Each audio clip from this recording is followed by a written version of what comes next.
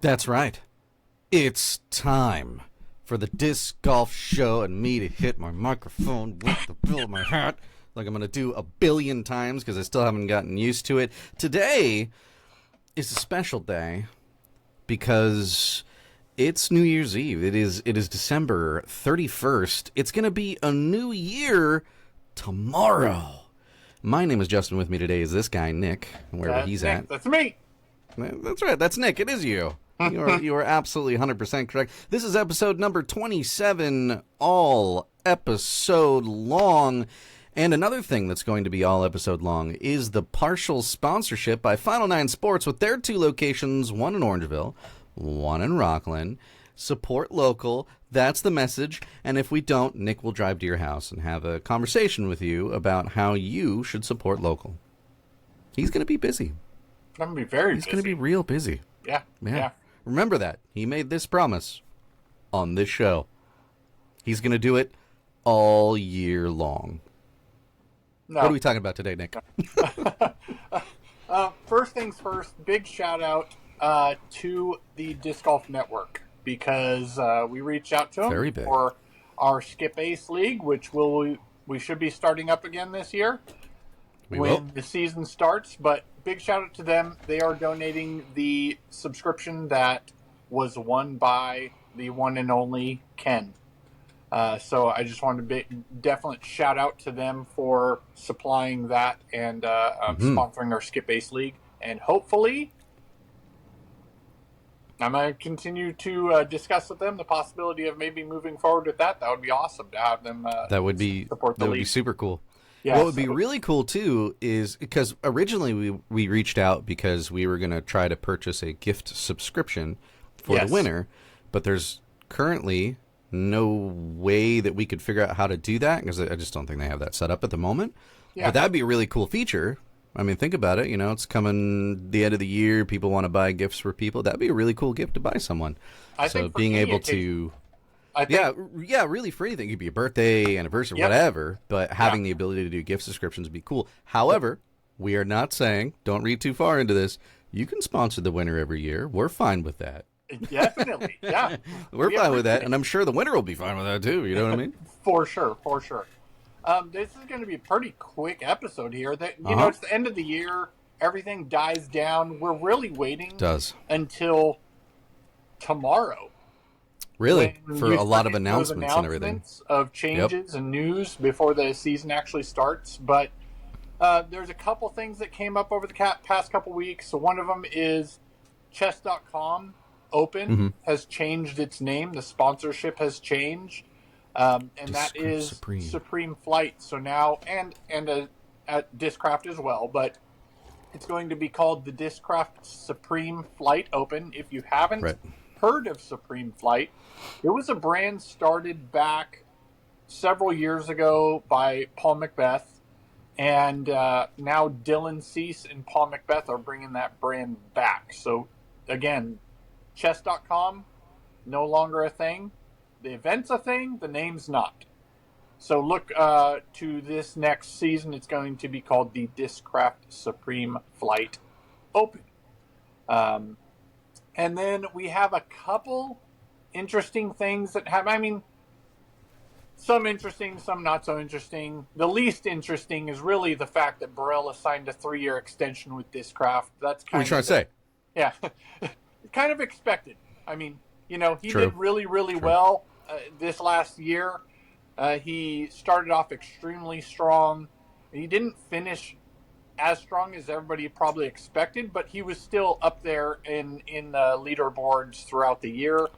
And I'm sure we'll see more of that this next year. He was on fire at the beginning of the year. We were like, "Oh man, is this it? Is this it? This is the new, you know?" And it died down a little bit, you know, towards the middle there. But I'm excited to see what he's going to be bringing to this next year. Yeah, I think there's a lot of lessons learned in there. You know what I mean? Previously also we discussed how in the last episode we discussed Will Schustrick, you know, taking over the CEO position at Prodigy. Which I'm super happy about. On another note with Prodigy, we had Cale Leiviska, which he was one of those initial members of the startup, Right. and he actually announced him parting ways with Prodigy. So he did clarify. I know there was a lot of discussion or some comments stating, oh, well, did he want that CEO position? He says no. That was no part of his decision to part ways.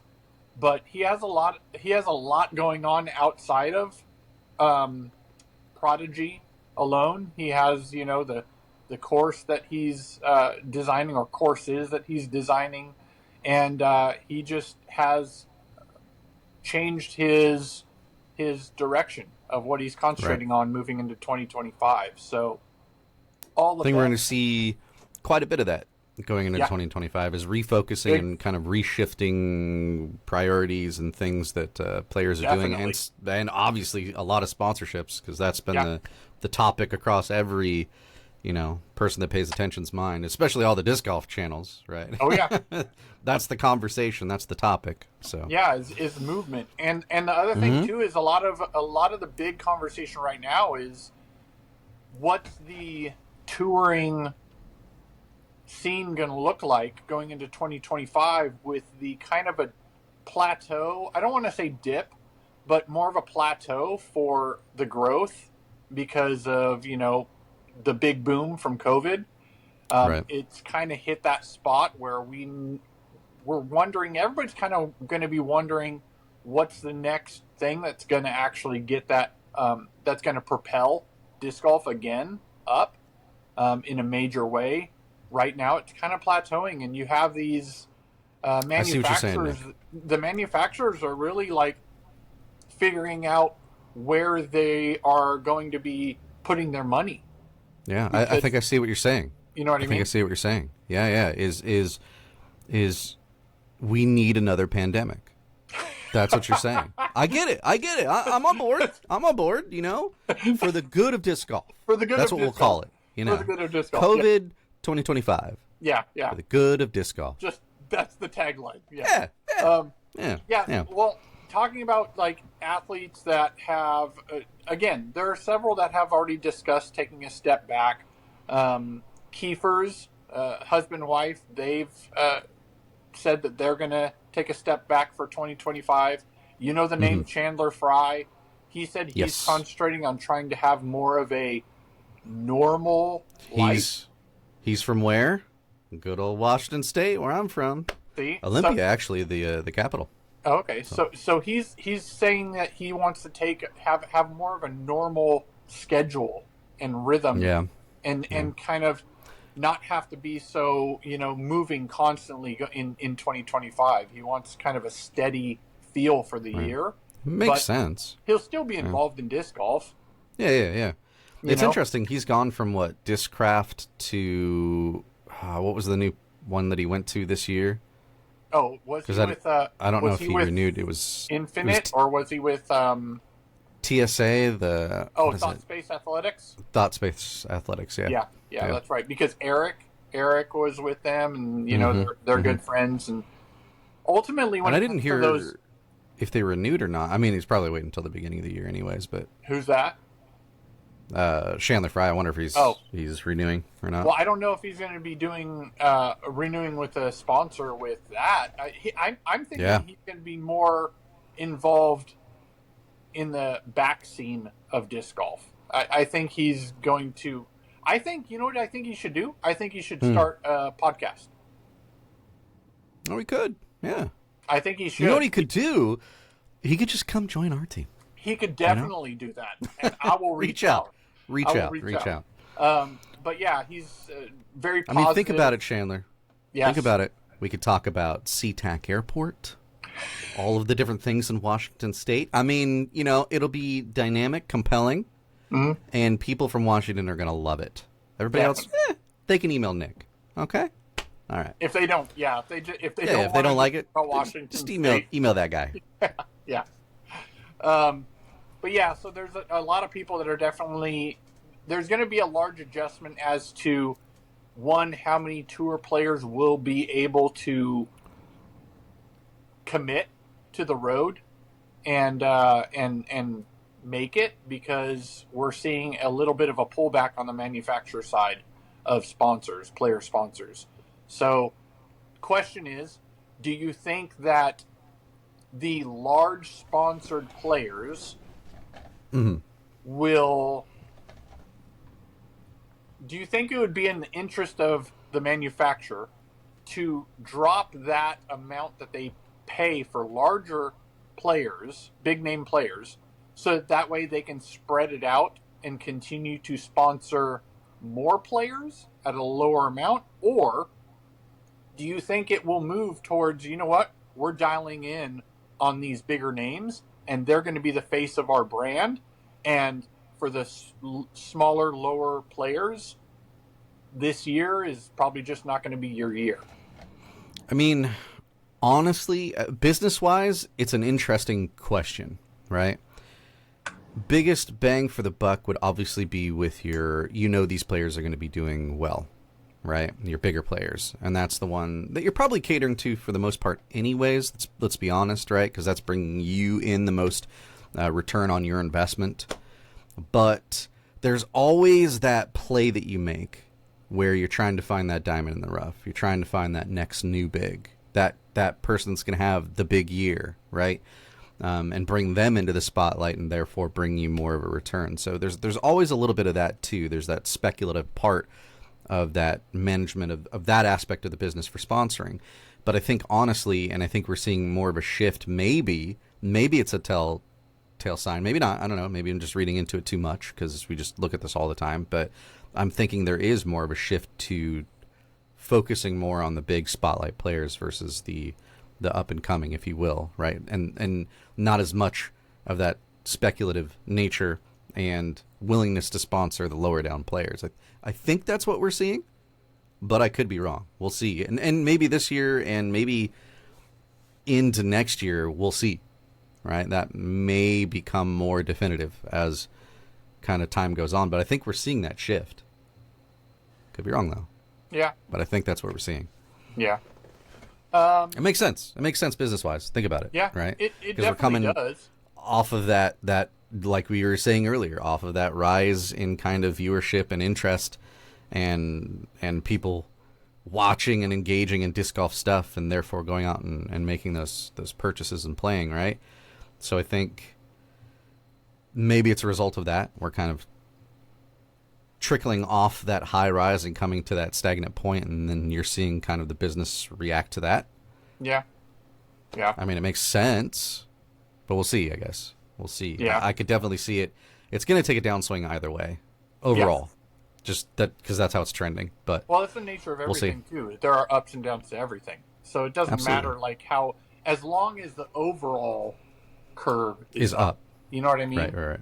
You're gonna have those dips. As long as you can survive and persist through those dips, that's kind of and it will. It will. Yeah, disc golf's not going anywhere. The focus isn't going to like get drastically lower for some reason, Well, without some real big reason. On that note, do you think that it's a necessity for disc golf to get massive? Do you think it's a necessity for disc golf to... It's a must for disc golf to be shown on mainstream ESPN consistently? Do you think that's a necessity, or do you think that disc golf can survive and grow in a manner that is not that mainstream way? Do you think it can still grow and get large and not need that? It's great. Don't get me wrong. It's great to see the highlights, the hole-in-ones on the top tens. It's always great to see that stuff. But do you think that disc golf has that longevity of... And actually, do you think disc golf has that ceiling of those main top sports? That's an interesting question. So... And it's almost a two-parter, right? Oh, it's definitely. Do I think it's a necessity? No. I don't think it's a necessity for disc golf to continue as disc golf. Do I think it's a necessity for it to have the potential to have the ceiling of other sports? Absolutely, because that's how it works. But do I think that that will happen? If I'm being honest, not anytime soon. It's just not that big, right? In terms of different sport, right? It's niche. This is a niche sport. It is, right? Yeah. And you can see that because it's reflected in your tournament payouts and the attention that's paid to it and the networks that we have. And that's maybe a product of because all of this is starting and we're having that gradual upward trend. Does it have the potential to have that ceiling? Absolutely, right? I think you can answer maybe that question partially in a combination of things, right? People's willingness to try out a new niche thing, right? And the interest that can be gained or at least focused for that that niche thing, right? You have to have something that's drawing people in and keeps their attention, right? There has to be that dramatic aspect of it. You have that with your other sports just by factor of what they are. And they have the advantage of being around for a really long time. And disc golf, relatively new, right? In the scheme of things. When we're talking about all these traditional sports that we think about, right? Baseball, football, golf, traditional golf, ball golf. So eventually, I think it will get there, but not anytime soon. I think we're looking at a decade or more just to see even a remotely close climb to those type of levels, right? Getting more of the highlights and getting more of the attention around like the hole-in-one and the ESPN highlights and all that kind of stuff helps it in that upward direction. But I just don't. And to take a step back too, I think that's, and maybe not a problem, but I'm going to use that anyways. I think I see that as like the problem with a lot of mindsets, right, around disc golf is we need to be the next golf. We need to be the next football. We need to be the next baseball. And I agree with you. That's a great goal to have. But it takes time to get there. And I think the mindset of we need to be there next year is the wrong way to look at it. Definitely. Because one, it's not going to happen. Mm-hmm. Let's be honest with ourselves. Not going to be there. Will it get there? Sure. And I think we should take those baby steps to get us there. But I think a lot of times that, and I think we fall under this too, is you look at it and you're like, I really want it really bad to get to this point, and I want to jump the gun and start doing all these things that don't make sense because it's not that big.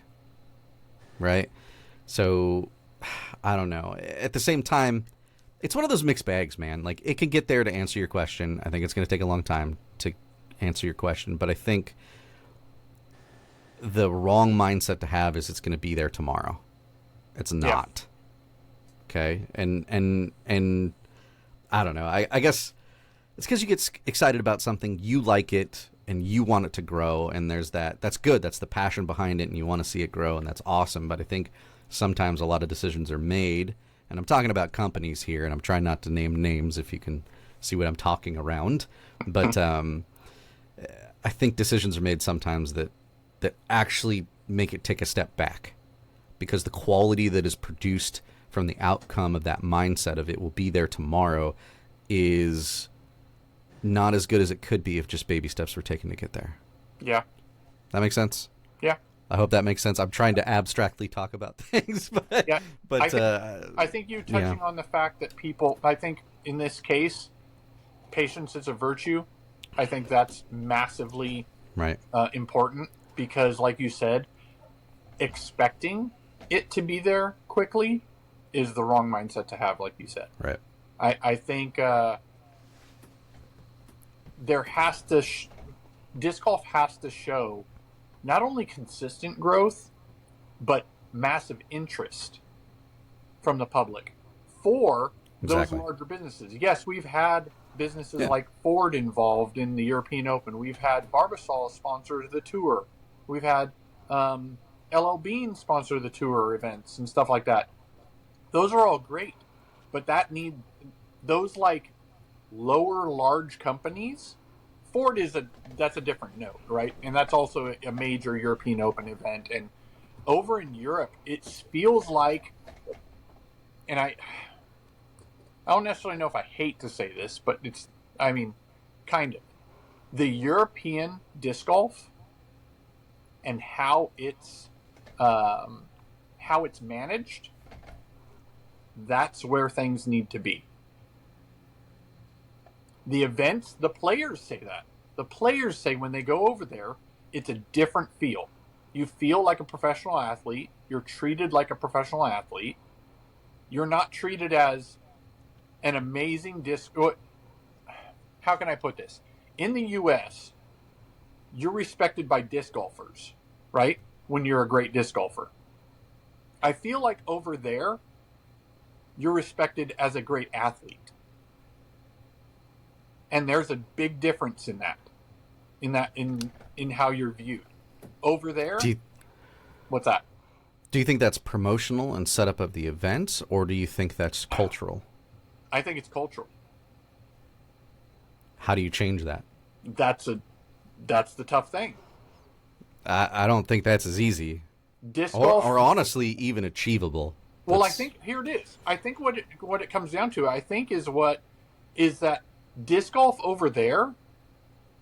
We discussed this back when we started the show in 2013. Dean, right? Yep. There are no casual rounds over there. Everything's taken more seriously because you want to get better. Mm-hmm. You want to take yourself more seriously. You know what I mean? Like, I just feel like, to me, again, it comes down to, over here you're an amazing disc golfer, but over there you're an amazing athlete. I think that's the cleanest way that I see it. And over here, disc golf needs to be thought of, and a disc golfer needs to be thought of more of as an athlete and not a player. You know what I mean? Does that make sense? That might be too like, it's not a game, it's a sport. You know what I mean?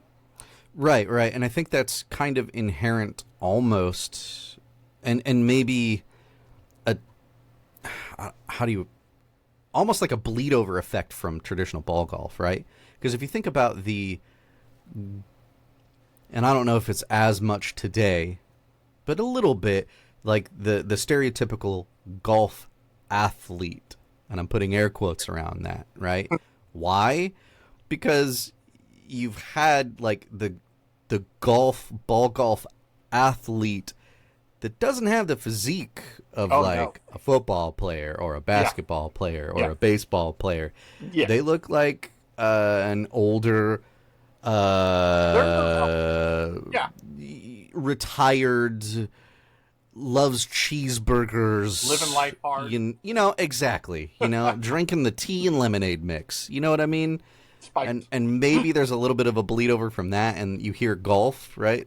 No matter what it's prefaced with, you know, disc golf, whatever, and you instantly get that image in your head, and that's why maybe culturally it has that effect of like, oh, you're a disc golf athlete. Oh, okay, and athlete, air quotes. You know what I mean? Maybe that hinders that a little bit, and that perspective needs to shift. Maybe kind of out of that, and with time, I think it will. I mean, you're seeing, especially like when we're talking about the image, and I think it was what was the big was it Avery Jenkins and Simon Lazant? They did the whole workout thing in the preseason, and that kind of started shaping people like, oh, well, you know, if I do this specifically in the gym and I'm getting ready, and we've seen that shift, right? Yep. I don't think you see that physique, I will say, I guess, that kind of image in disc golf per se, right? Everybody, for the most part, on tour looks like an athlete that I would think, you know, stereotypically an athlete would look like. So maybe as that image shifts, more of that cultural shift will happen, and people will be like, oh, disc golf athlete, that makes sense. Yeah. Right? You're an athlete, right? Not the dude throwing frisbee on the beach with his buddy or playing hacky sack, like an actual athlete.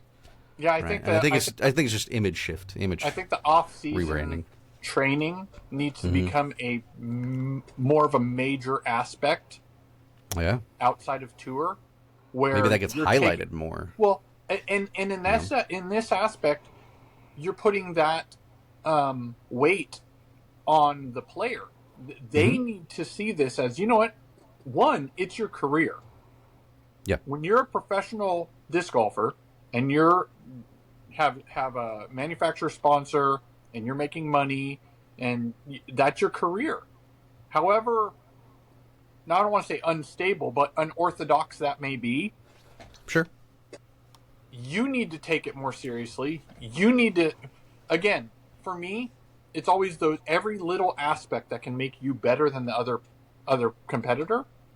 That's where you need to go. And like you said, when Eagle and Simon went to Switzerland.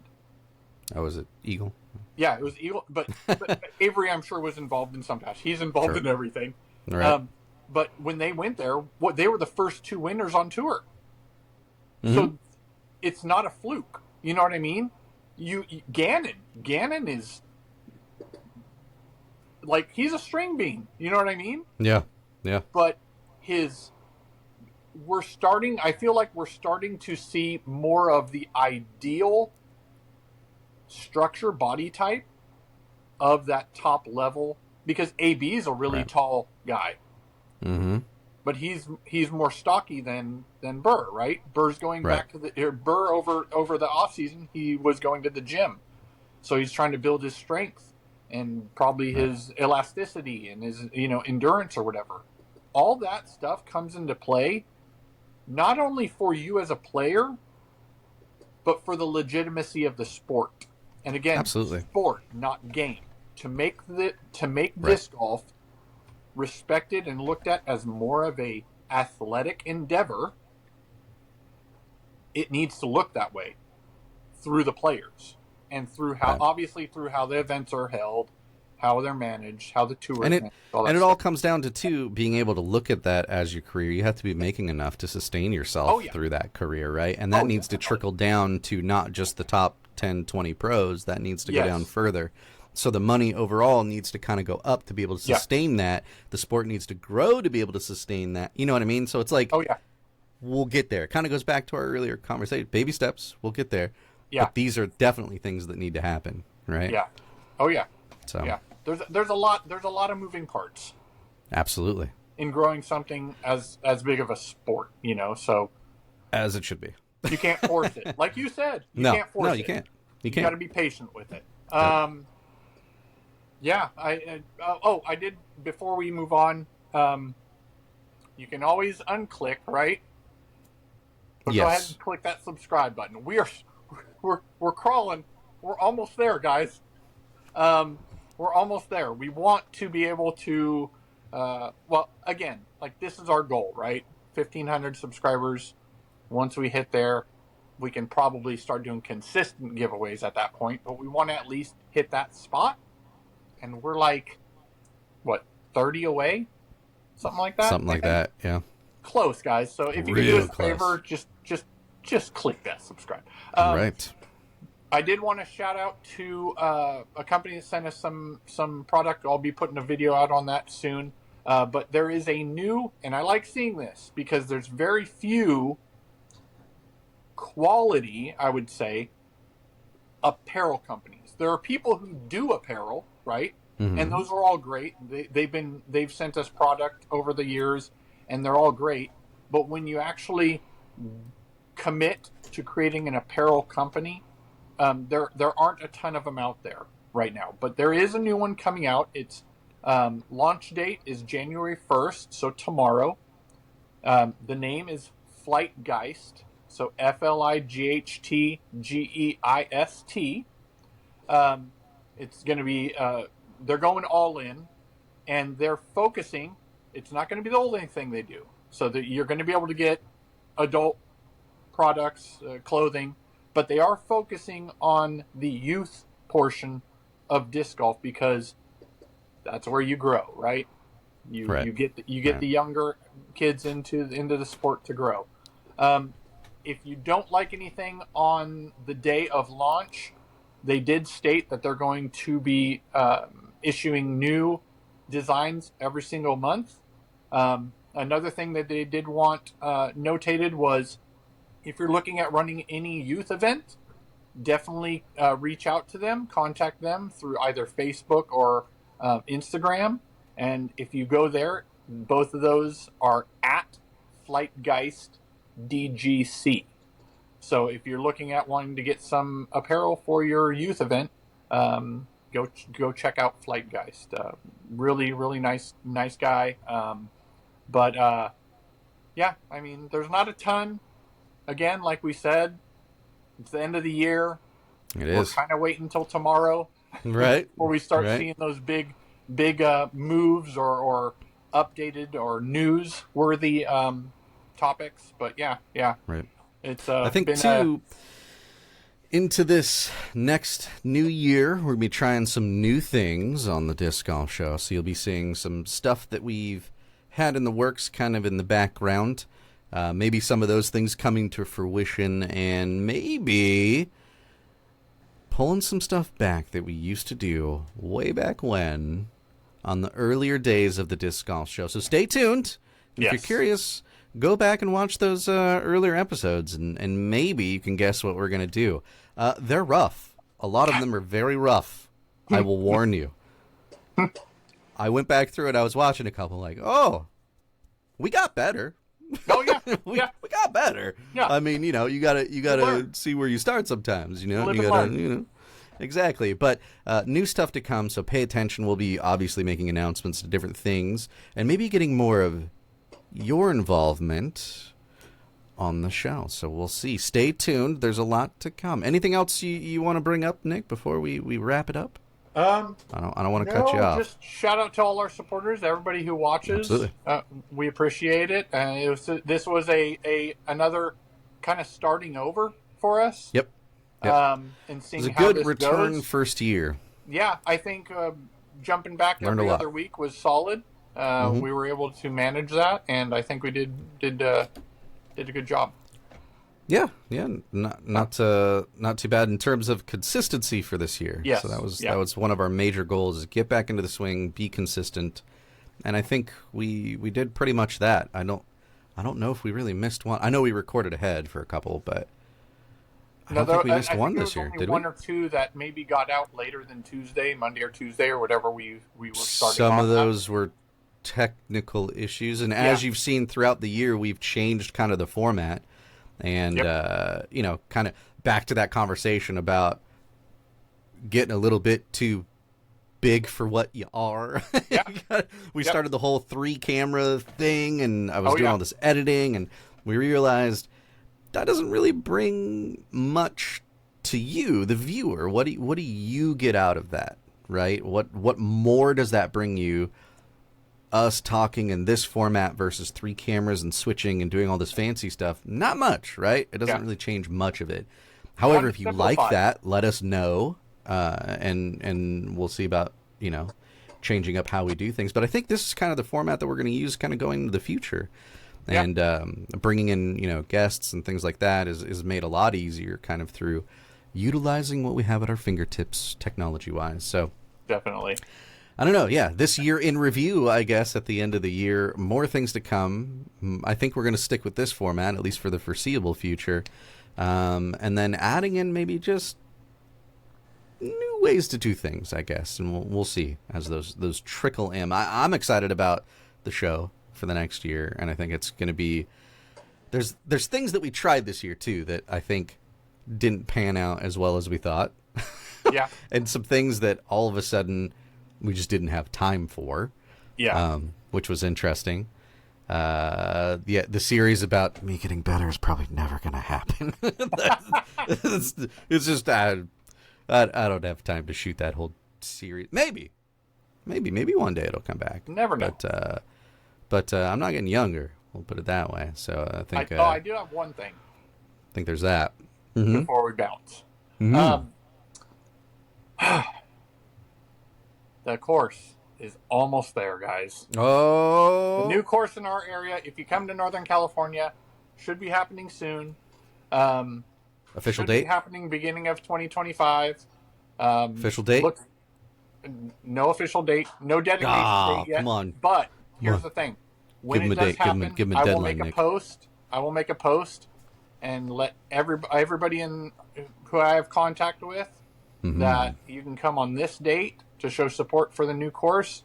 I'm really excited about it because, as I tell everybody, the main thing I'm most excited about, yes, I'm excited about playing it. Most thing I'm excited about is seeing everybody else play it and hear constructive criticism. Because I want to get better as a designer, course designer, which I'd like to call myself that, though I'm tentative on doing so. But I want to learn. So as soon as we have a specific date, I will let everybody know. Beautiful. I can't wait for all, feedback and criticisms, constructive or not, because they'll all be directed at Nick. And I love all feedback that goes to Nick, so bring it on. Speaking of that, if you have any feedback for the show, you can send those to the show at discgolfshow.com, or if you don't really like something, that little aspect of the show got on your nerves, Nick at discgolfshow.com. He prints those out, weaves it into a blanket, and it keeps him warm at night when he snuggles down to go to bed. So keep Nick warm and send your feedback and your hate mail to Nick. He loves it at discgolfshow.com. If you're looking for maybe picking up some gear, maybe a sweet new bag, let's say you're perusing on Upper Park Disc Golf's website and you're like, man, I'm going to make some purchases. I wish there was a way to save money. Well, you're in luck. There is. Use the code DiscGolfShow, all one word, at checkout. Save yourself 15% off the entire purchase. That's a pretty good discount. Save yourself some money. Use that code. Shop at Upper Park Disc Golf. And save. That pretty much does it for the show, as it were, for the entire year. It's coming to an end, only to start anew next year. We'll be back here. Real quick reminder, hit subscribe. And this show was sponsored in part by Final Nine Sports with their 2 locations. Support local because you should. You know you should. And that'll do it. So in disc golf, as in life, remember, aim high and let it fly.